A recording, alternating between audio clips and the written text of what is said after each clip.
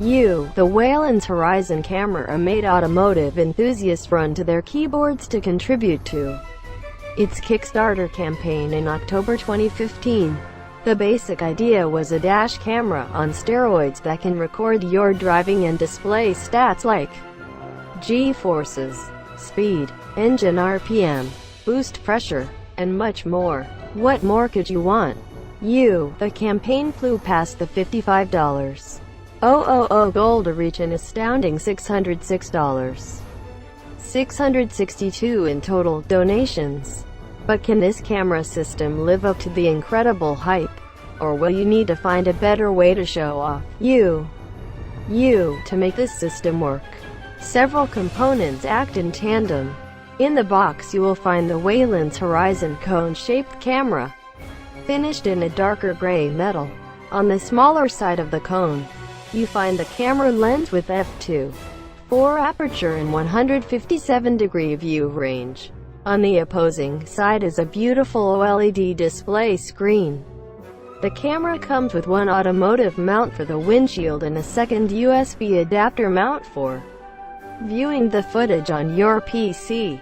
To grab all the vehicle data from the car, you get an OBD-II transmitter, which is compact and has a white LED to let you know it is powered on when plugged in. The kit comes with a remote control with a rubber strap to fasten it to your steering wheel. This remote allows you to start or save a specific clip so that the camera does not overwrite that particular portion of video. To keep it all connected, the kit includes one 13-foot USB cable to power the device in the car and another 4-foot cable for PC connectivity. The mount attaches to the windshield with the use of an adhesive suction cup. Then the Waylens Horizon camera connects to it by a locking mechanism that is rotated to keep it both steady and in place.